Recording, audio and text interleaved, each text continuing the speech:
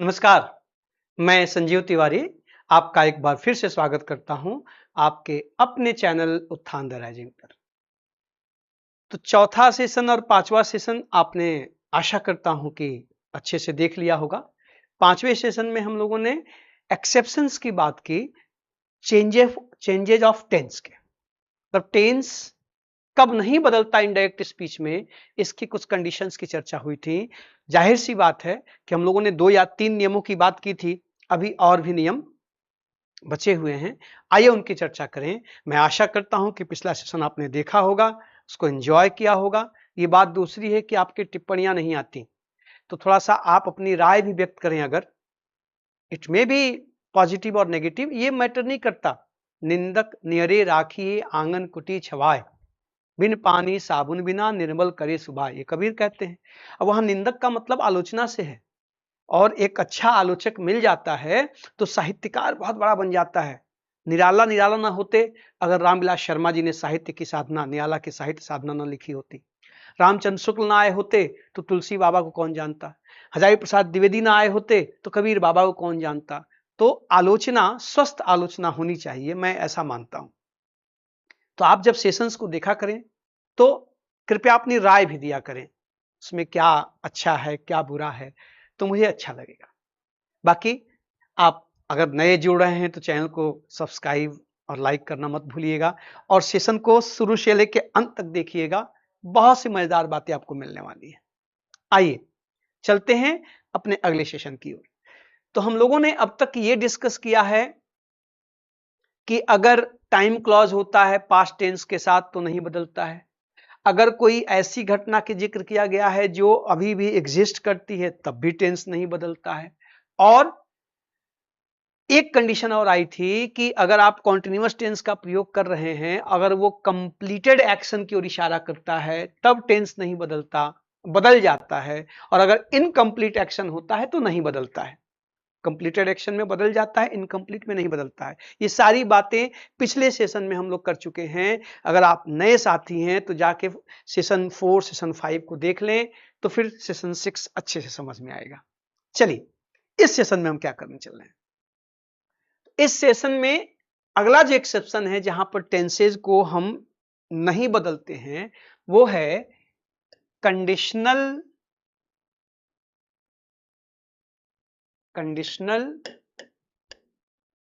Type 2 and 3। अब इस नियम को समझने के लिए थोड़ा सा, इसलिए हम जब आपको ऑफलाइन क्लासेस पढ़ाते हैं तो हम पहले आपको सेंटेंसेस, क्लॉजेज, ये सारी चीजें, मतलब ग्रामर का जो बेसिक्स है उसको पढ़ाने के बाद ही हम नरेशन एक्टिव पैसिव की ओर आते हैं। उसका कारण यही है। अगर आपको अब कंडीशनल सेंटेंसेस के बारे में नहीं पता है तो फिर आप इस नियम से अपने आप को कनेक्ट नहीं कर पाएंगे। तो आप सब ने कंजंक्शंस पढ़ा होगा, कॉम्प्लेक्स कंपाउंड सेंटेंसेस पढ़े होंगे।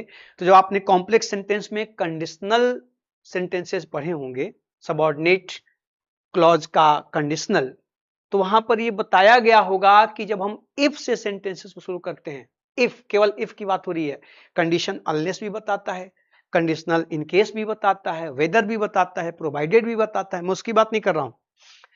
इफ से जब आप सेंटेंस को आरंभ करते हैं तो वहां पर इफ से 3 तरह के सेंटेंस बनते हैं, जिसको टाइप 1, टाइप 2 और टाइप 3 कहा जाता है।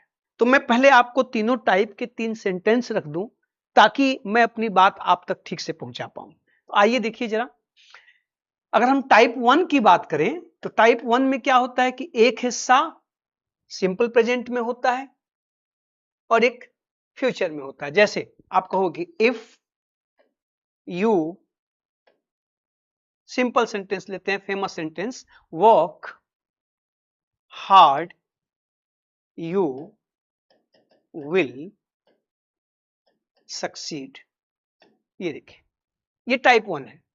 अगर हम टाइप 2 की बात करें, इसी को टाइप 2 में बदल दीजिए कि इफ यू वर्कड हार्ड, देखिए पास्ट में चला गया, वर्कड हार्ड, तो यहां विल जो है वुड हो जाएगा, यू वुड आगे उतार दीजिएगा सक्सीड। ठीक है।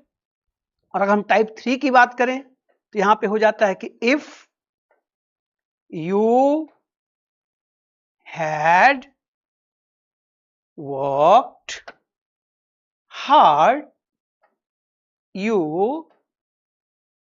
would have succeeded।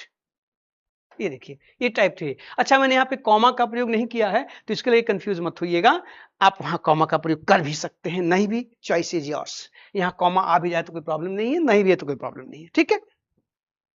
अब देखो, आपके सामने मैंने कंडीशनल टाइप के तीनों रूप रख दिए हैं, टाइप 1, टाइप 2, टाइप 3। टाइप 1 में क्या है कि इफ के बाद सिंपल प्रेजेंट टेंस और दूसरे हिस्से में सिंपल फ्यूचर टेंस। टाइप 2 में इफ के बाद सिंपल पास्ट टेंस, जिसको आप पास्ट इंडेफिनिट भी कहते हैं, और उसके बाद इसको कहा जाता है पास्ट कंडीशनल। क्या कहा जाता है? कंडीशनल पास्ट है ये जो उड आ जाता है ना, इसको हम लोग कंडीशनल पास्ट कहते हैं। तो यू के बाद जो सिंपल फ्यूचर है वो कंडीशनल पास्ट में बदल जाता है। और तीसरे में इफ के बाद पास्ट परफेक्ट, और जब वुड हैव हो गया तो इसको कंडीशनल परफेक्ट कहते हैं। क्या कहते हैं? Conditional perfect. ये कंडीशनल पास्ट है, ये कंडीशनल परफेक्ट है, वुड हैव जब लग जाएगा।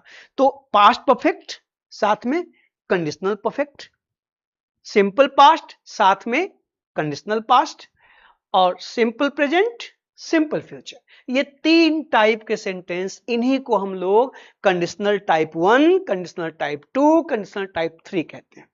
क्लियर हो गया? जो नए साथी हो, जिन्होंने अब तक कंजंक्शन ना पढ़ा हो, उनको ये बात समझ में आ जानी चाहिए। अब देखो जरा, अब जो है आपने नियम में लिखा है कि अब यहां पे मामला क्या है कि टाइप, मैंने 2 और 3 ही केवल लिखा है, तो रूल क्या है कि कंडीशनल टाइप 1 तो बदलता है, ये चेंज होगा। आप जब इनडायरेक्ट में लेकर जाएंगे तो ये चेंज होगा, लेकिन ये चेंज नहीं होगा। अगर वहां टाइप 2, टाइप 3 आया है तो उसमें बदलाव नहीं होगा, वो ज्यों का त्यों उतर जाएगा, भले रिपोर्टिंग वर्ब पास्ट टेंस में हो। Got it? टाइप 1 होगा तो वो बदल जाएगा, उसमें बदलाव होगा। आइए जरा हम लोग इनको एग्जाम्पल से समझते हैं। इन तीनों टाइप्स को हम लोग अब डायरेक्ट स्पीच में लेकर आते हैं और फिर उन्हें इनडायरेक्ट में बदल कर देखते हैं कि यहां पर क्या स्थितियां होती हैं। आइएगा जरा, तो हम लोग देख रहे हैं कंडीशनल टाइप के सेंटेंसेस। चलिए हम लोग नेक्स्ट पेज पे आकर देखते हैं। अब जैसे मान लो आ जाए कि मोहन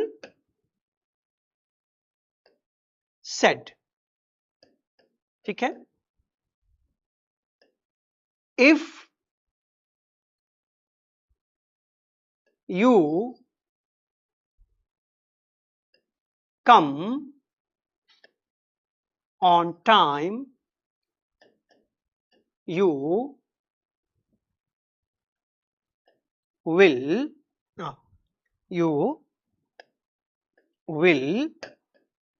get a seat। ये देखिए, यदि तुम समय पर आओगे तो तुम्हें एक सीट मिल जाएगी। सिंपल सी बात है, लेट आओगे तो भाई भर जाएगा। अब ये देखो कैसा है, टाइप 1 है ना, आप इसको अब चेंज करोगे तो ये चेंज होगा। ये होगा कि मोहन said that if, अब यहां पे चूंकि ऑब्जेक्ट नहीं है ना, और यहां पर यू जो है क्या है, सेकंड पर्सन है। चर्चा हम लोग कर चुके हैं कि इसको या तो हम फर्स्ट पर्सन में बदल देंगे या तो थर्ड पर्सन में। अब आप अगर इसको प्लूरल मान के चल रहे हैं तो आप वी या दे में बदल सकते हैं, सिंगुलर मान के चल रहे हैं तो आप इसको आई में बदल सकते हैं। चलिए मैं इसको फर्स्ट पर्सन में बदल देता हूं, आई में। आप यहां दे भी कर सकते हैं, वी भी कर सकते हैं, शी भी कर सकते हैं, ठीक है, लेकिन मैं आई से बदल रहा हूं, ठीक है। Mohan said that if I, अब यहां पर देखिए जो कम है क्या हो जाएगा, came. If I came on time I would get a seat. हो गया। अब जा ध्यान से देखिए, ये कंडीशनल टाइप 1 है, इसलिए देखो यहां पे टेंस बदला, कम का केम हो गया और विल का वुड हो गया। तो अगर इनडायरेक्ट स्पीच में आपके पास कंडीशनल सेंटेंसेज हैं, तो उन कंडीशनल सेंटेंसेज को दोस्त बदलना है कि नहीं बदलना है, ये उनके टाइप से तय होगा। तो टाइप 1 बदलता है आपके सामने। हां, एक सवाल आप सबके मन में उठ सकता है, क्योंकि बचपन से आपको ये बताया गया है कि जब इफ वेदर का प्रयोग करते हैं तो दैट का प्रयोग नहीं करते हैं, है ना। और मैंने यहां पे दैट का प्रयोग किया है, तो आपके मन में ये भ्रम उत्पन्न हो सकता है कि सर ने गलती से किया है कि सही में किया है, ऐसा होता है। तो मैंने बिल्कुल गलती से नहीं किया है, यहां पे दैट आएगा, क्योंकि यहां पर ये जो इफ है, ये क्वेश्चन नहीं पूछ रहा है, ये क्लॉज बना रहा है, ये क्लॉज के रूप में आ रहा है। इसलिए यहां पर आप दैट का प्रयोग नहीं करोगे तो कनेक्ट ही नहीं होगा, यहां एक कंजंक्शन चाहिए ना।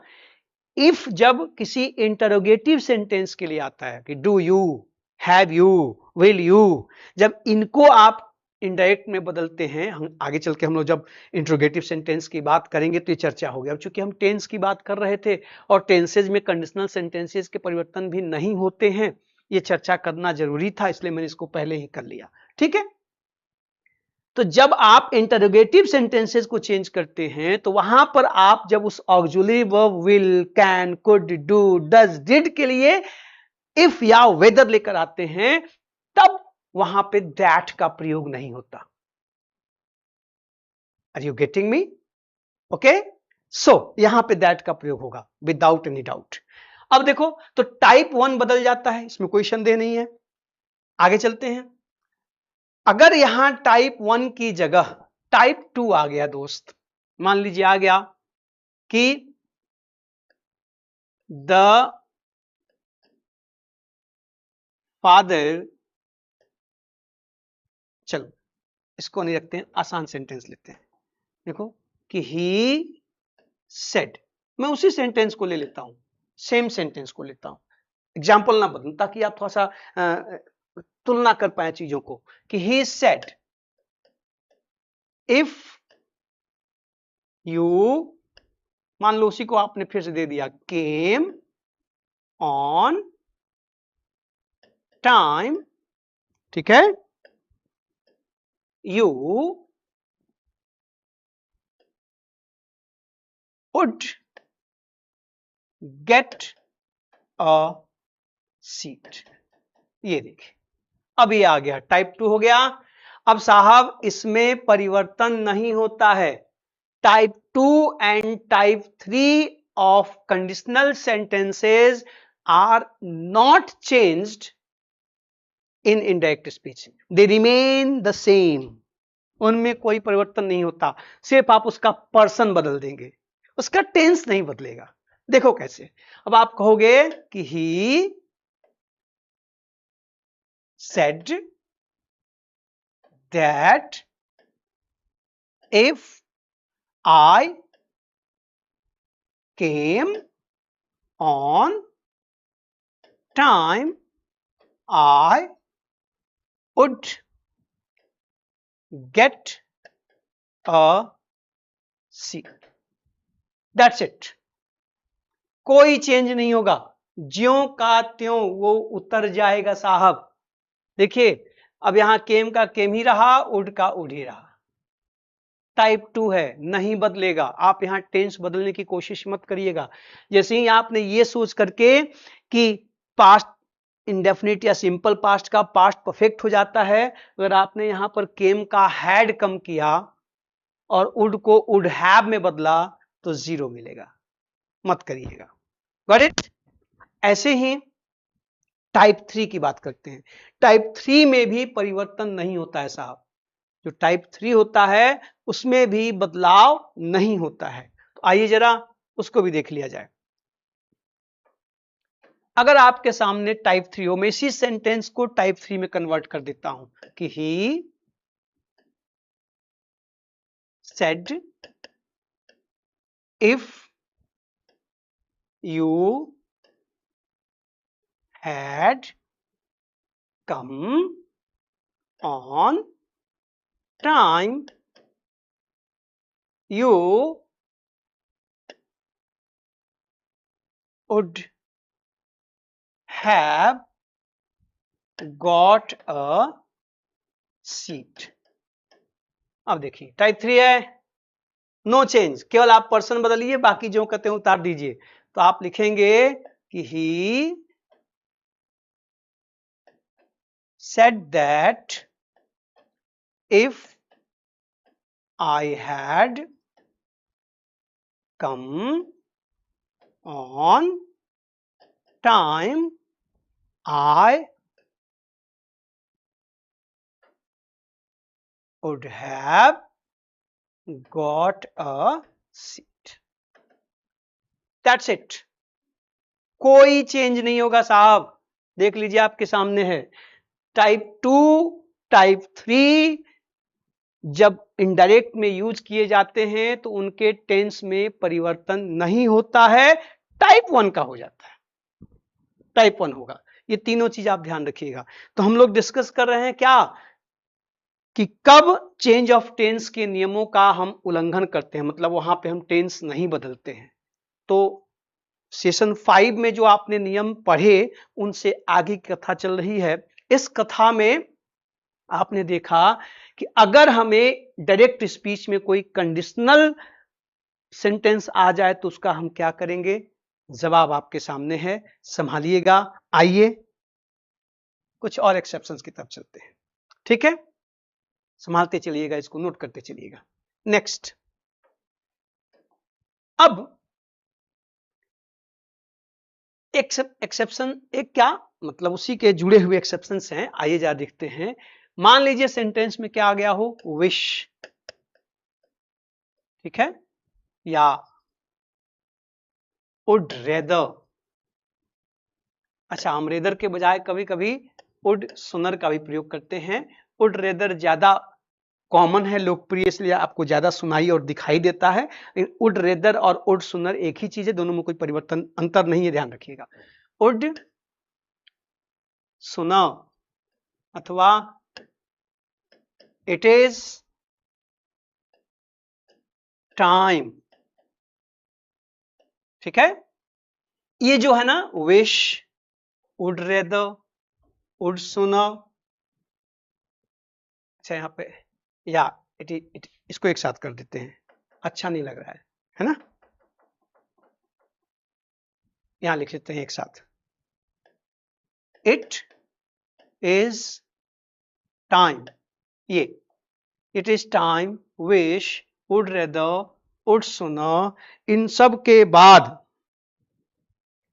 आने वाला पास्ट टेंस, पहली चीज देखिए कि इनके बाद हमेशा पास्ट, इसके बाद क्या आता है, पास्ट, इसके बाद पास्ट आता है, और इसको हम अनरियल पास्ट कहते हैं। क्या कहते हैं, बल्कि ऐसे लिख दे रहा हूं, प्लस अनरियल पास्ट।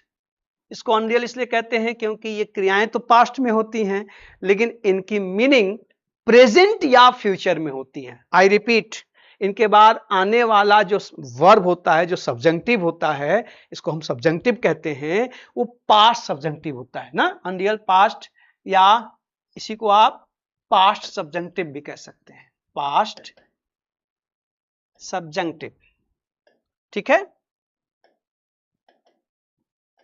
तो ये जो पास्ट सब्जेंटिव है या अनरियल पास्ट है, ये इसके बाद आएगा, हमेशा इसके बाद ये आते हैं। और जब ये आते हैं तो हम जब इनडायरेक्ट स्पीच में इनका प्रयोग करते हैं तो इनमें कोई परिवर्तन नहीं होता है। मैं फिर कह रहा हूं कि इनके बाद आने वाला विश के बाद आई विश, वी विश, इनके बाद आने वाला पास्ट सब्जेंटिव या सिंपल पास्ट टेंस, जो भी आपको कहना हो, वुड रेदर, वुड सिनर के बाद आने वाला, इट इज टाइम के बाद आने वाला जो पास्ट सब्जेंटिव होता है, जो पास्ट टेंस होता है, जो पास्ट की क्रिया होती है, जिसे हम अनरियल पास्ट भी कहते हैं, इट डजंट चेंज, इसमें परिवर्तन नहीं होता है। देखो जरा, आ जाओ, मैं एग्जांपल दिखाता हूं, इसको सब नोट करते चलिएगा। आइए उदाहरण लेते हैं हम लोग। तो उदाहरण के रूप में इसे आ जाए कि मोहन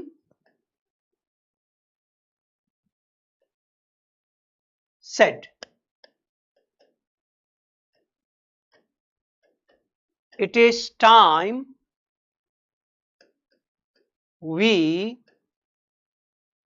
began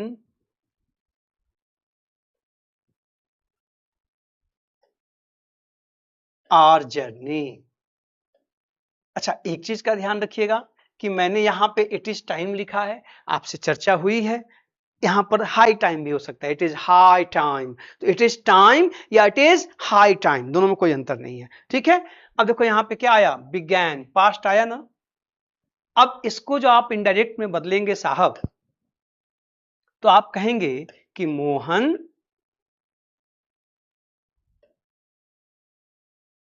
said that। अब देखो मैंने आपसे क्या कहा कि इसके बाद आने वाला, ध्यान से देखिएगा, इसके बाद ये बदलेगा, इट इज टाइम का इट वॉज, इज का वॉज हो जाएगा। मैंने क्या कहा कि इसके बाद जो पास्ट टेंस आएगा, जो पास्ट सब्जेक्टिव आएगा, उसमें परिवर्तन नहीं होगा, ये ध्यान रखना है, ठीक ना। तो मोहन सेड दैट इट, इसका क्या हो जाएगा, वॉज टाइम। अब वी का मोहन के अनुसार क्या हो जाएगा, दे। अब ये बिगैन का हैड बिगैन नहीं होगा, दे बिगैन। अब आर का क्या हो जाएगा, there, they began their journey. ये देखो, ठीक है, यहां पे ध्यान दीजिए, अगर आपने इस बिगैन को गलती से भी गलती की और हैड बिगन लिखा नामुनिया लोग, तो ये गलत होगा, नहीं हो सकता, आप वहां पास्ट परफेक्ट का प्रयोग नहीं कर सकते। ठीक है, तो it is time, wish, had सुना, वुड सुना, वुड रेदर के बाद आने वाला टेंस नहीं बदलेगा, आपके सामने है, नहीं बदला। और एग्जांपल लीजिए, ये देखो, जैसे मैं कहूं कि द चिल्ड्रन शेड, देखिए, वी विश, वी अच्छा दूसरे बोर्ड पे रहते हैं, जगह नहीं मिल रही है, ठीक ना, सॉरी, इसको आप इसको नोट कर लेना, इसको मैं हटा दे रहा हूं, दूसरे पेज पे लेके चलते हैं, आप इसको संभाल लो, ठीक ना। देखिए जरा, इसको मैं दूसरे पेज पे लेके चलता हूं, next,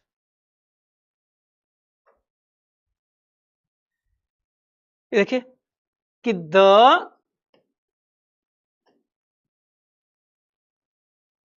children,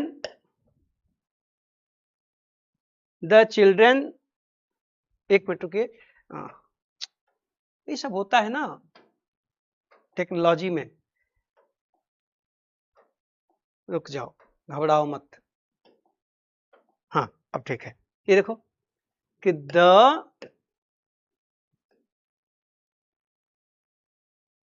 children said we wish we didn't, ये देखो, didn't have to take exams. ये देखें, बच्चे ने कहा काश हमें परीक्षा नहीं देनी पड़ती। अब देखो यहां वी विश आ गया, ठीक है, और इसके बाद ये देखो पास्ट आया, डिडंट हैव टू, ठीक।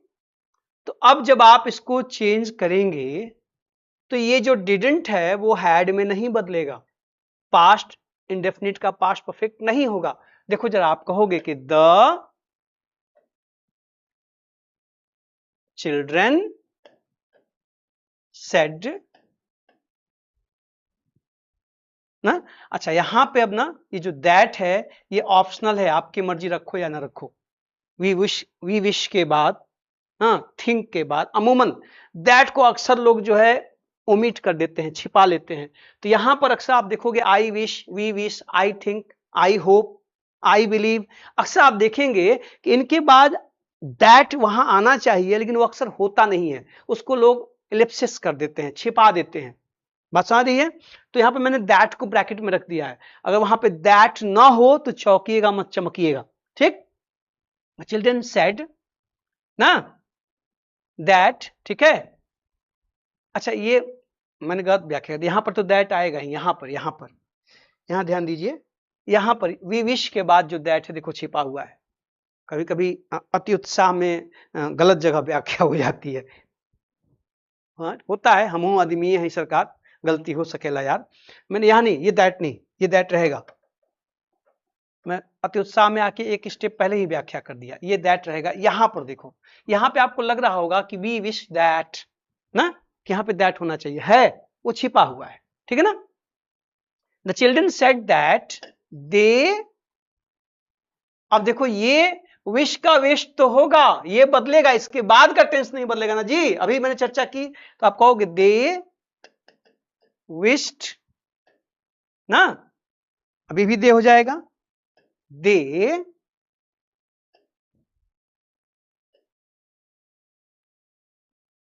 didn't have to take exams। ये देखो, आप इस didn't have को ना had not to में बदलने की कोशिश मत करिएगा, ये नहीं बदलेगा, इसका टेंस ज्यों का त्यों बरकरार रहेगा। ठीक है ना? इसमें कोई परिवर्तन नहीं होगा। ठीक है? इसी तरह से एक सेंटेंस और देखो, उड रेदर उड सुनर वाला, कि ना कि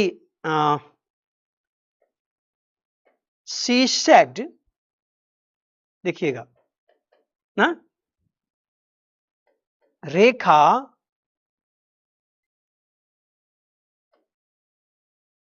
wants to go alone।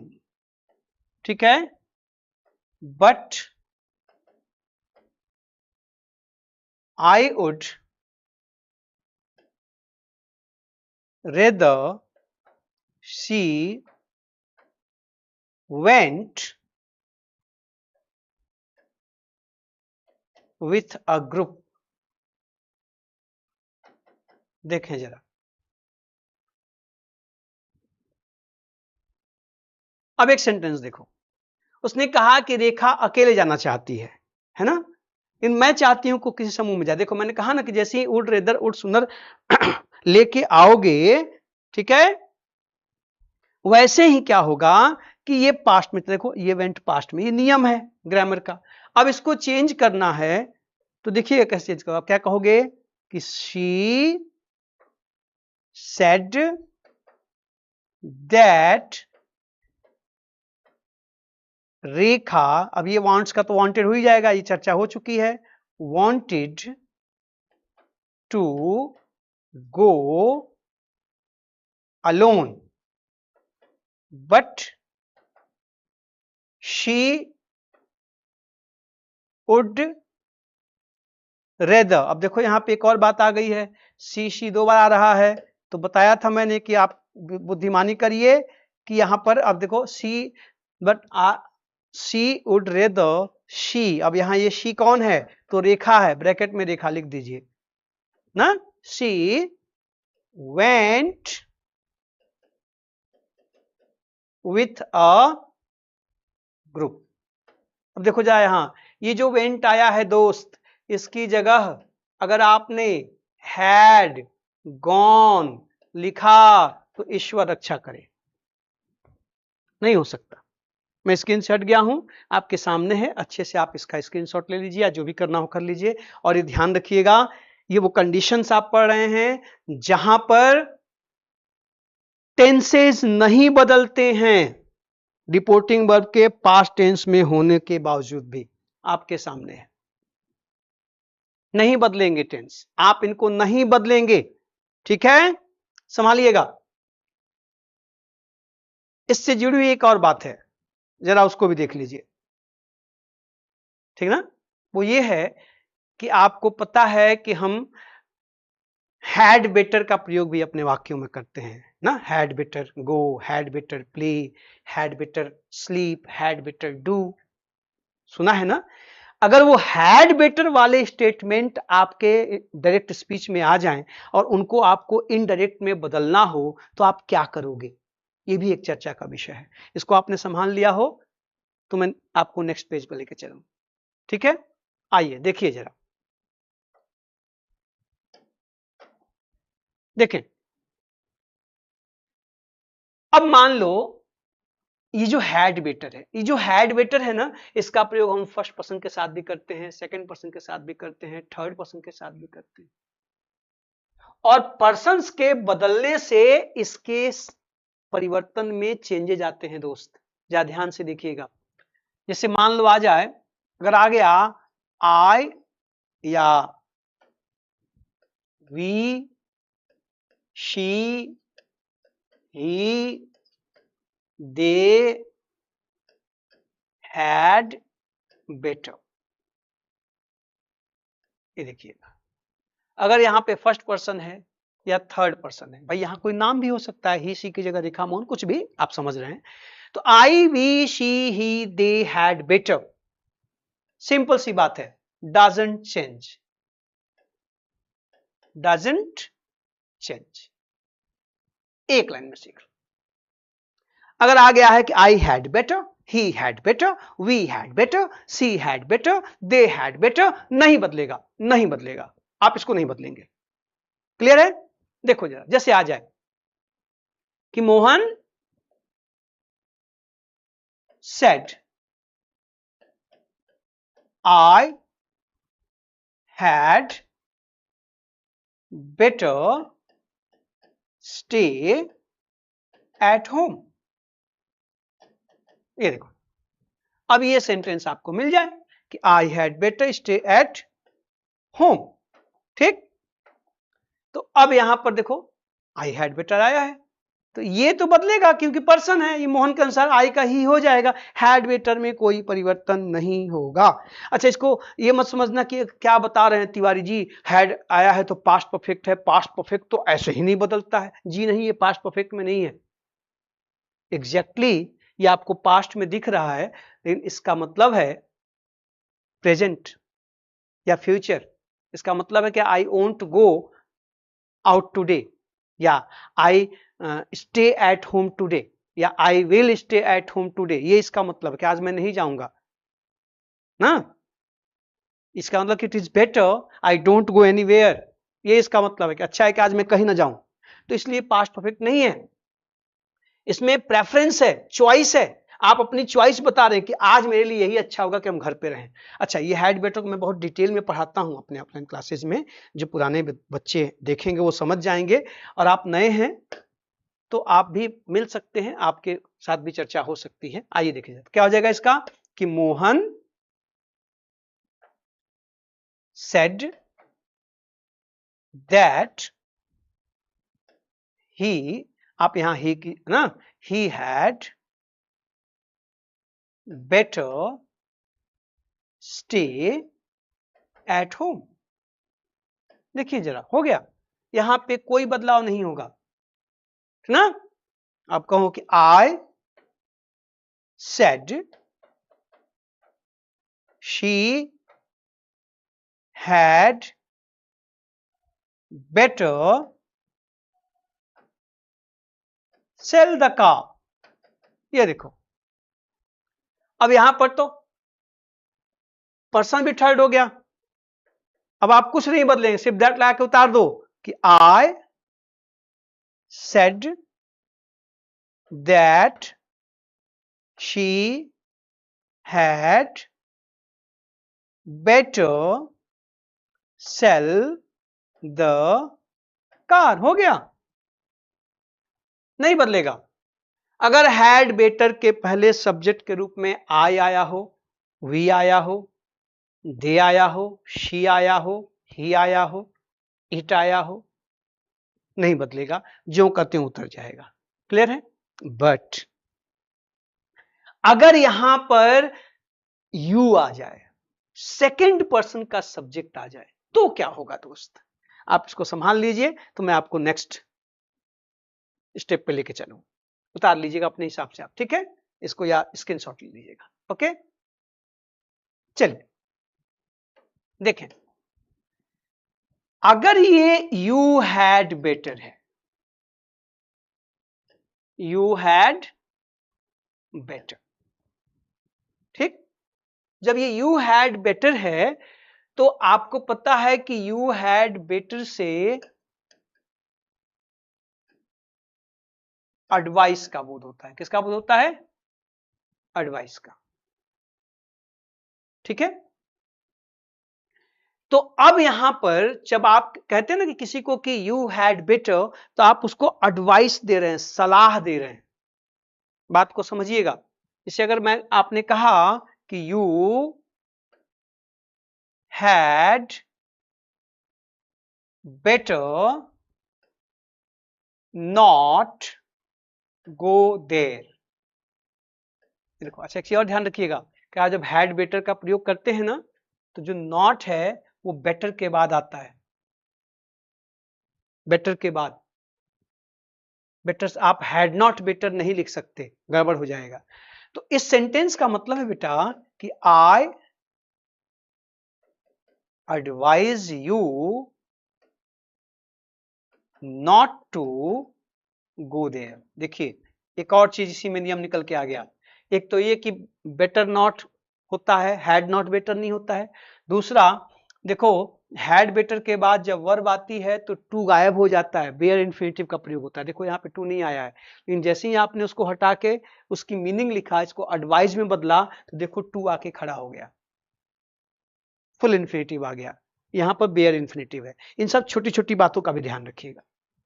या आप ये भी कह सकते हैं कि you are advised not to go there, ये भी इसका मतलब हो सकता है, एक ही चीज है। तो इसमें एडवाइस है। अब जब इसमें एडवाइस का सेंस है, जब इसमें सलाह है, तो फिर आप ऐसे सेंटेंसेस को, ये जब आएगा ये वाला हिस्सा यू हैड बेटर, तो इसमें दो चीजें होंगी। एक तो है कि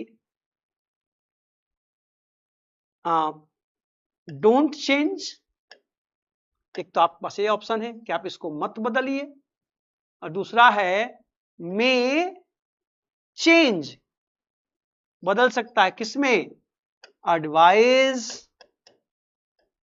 प्लस ऑब्जेक्ट प्लस इंफिनिटिव, ये देखिए इसमें बदल जाएगा। जरा ध्यान से देखिएगा, मैंने थोड़ा सा कोपचे में लिख दिया है, advise plus object plus infinitive में बदल जाएगा। कब? जब यू हैड बेटर होगा। मैं आपको एग्जांपल देके दिखाता हूं, इसको मैं हटा रहा हूं, आइए देखिए जरा, मैं फिर से इसको लिख देता हूं, फिर से नए सिरे से लिखता हूं ताकि आपको अच्छे समझ में आ जाएगा। ये आपने संभाल लिया होगा। ये देखिए, ये जो यू हैड बेटर है ना, तो ये क्या होगा? आइदर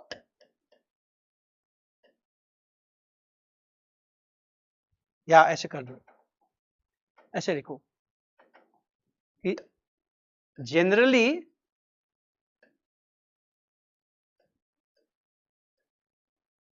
डजंट चेंज, आपकी मर्जी, आप ना बदलिए, और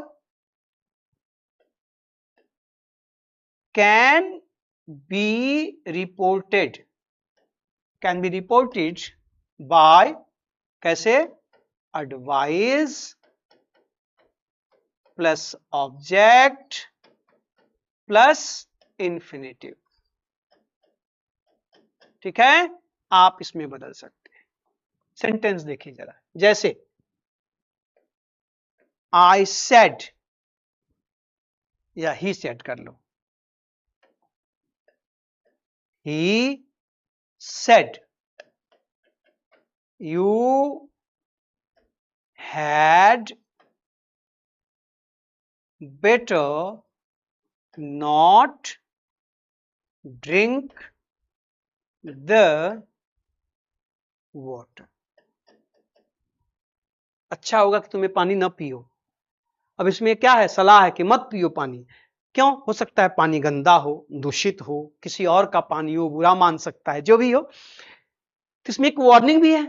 अच्छा, आपको पता है ना कि सलाह एक तरह की वार्निंग होती है और वार्निंग एक तरह की सलाह होती है ना? तो अब देखो, अब यहां पे जो हैड बेटर आया और साथ में यू आया, तो अब आप इसको आपकी मर्जी बदलो या ना बदलो। आप कह सकते हो कि ही ना सेड दैट, यू का आई कर दो ना, सी कर दो, वी कर दो, दे कर दो, जो करना मैं आई में कर रहा हूं। आई had better not drink the water. देखिए साहब, हो गया इनडायरेक्ट, बस पर्सन बदल दीजिए, दैट लगा दीजिए, उतर जाएगा। बिल्कुल, कोई आप चाहें तो इसको नहीं बदल सकते हैं। आपने एग्जाम में ऑप्शंस ध्यान से देख लीजिएगा। या आप इसको सीधे बदल सकते हैं साहब, क्या कि ही एडवाइज्ड, अथवा आप चाहें तो कर सकते हैं वॉन्ड। इसके बाद ऑब्जेक्ट लेके आओ, क्या, मी, क्योंकि आई आप मानने वाले हैं, जो मानने वाले हैं उसी को रख दीजिए ना। He wanted me not to drink. देखिए इन्फिनिटिव आ गया ना, to drink, infinitive, not to drink the water. ये देखिए, यू हैड बेटर, आपकी मर्जी, बदलो या ना बदलो। ही एडवाइज्ड या warned me not to drink the water. आप इसको इसमें बदल भी सकते हैं और नहीं भी। अब चूंकि आप में से मैक्सिमम जो परीक्षार्थी होते हैं, आप अंग्रेजी लिख बोल रहे हैं तो आपकी चॉइस है, और आप एग्जाम दे रहे हैं तो वहां पे ऑप्शंस होंगे और ऑल्टरनेटिव्स होंगे। तो आप अच्छे से ऑल्टरनेटिव्स को, ऑप्शंस को देख लीजिएगा, तभी टिक करिएगा। इन अपवादों पे सवाल जब बनेंगे तो डरना नहीं है, संकोच नहीं करना है, हिचकना नहीं है, मजबूती से आगे बढ़ना है। ठीक है, तो ये कुछ और एक्सेप्शंस थे जिनकी चर्चा मैंने आपसे की। अभी आपके मन में और भी प्रश्न होंगे कि अगर कुड आ जाए, माइट आ जाए, यूज्ड आ जाए, वुड आ जाए तो क्या होगा। बिल्कुल सही बात है, क्या वहां पर भी कुछ एक्सेप्शंस हैं, क्या वहां पर भी कुछ नियम हैं? बिल्कुल हैं, इनकी चर्चा भी होगी। पहले इस सेशन को ध्यान से देखिएगा, अपनी राय प्रकट करिएगा। अगले सेशन में हम लोग देखेंगे कि जो मॉडल ऑक्सिलरीज आती हैं डायरेक्ट स्पीचेज में, उनको हम जब इनडायरेक्ट में बदलते हैं तो क्या होता है। तो संभालिएगा, चर्चा होगी, हम फिर मिलेंगे अगले सेशन में कुछ नई और मजेदार बातों को लेकर। संभलते रहिए, पढ़ते रहिए, खुश रहिए, स्वस्थ रहिए, मस्त रहिए, देखते रहिए, लाइक करते रहिए, सपोर्ट करते रहिए प्लीज, और वीडियो को शुरू से अंत तक देखने की कोशिश किया करिए। ठीक है, थैंक यू, बाय बाय।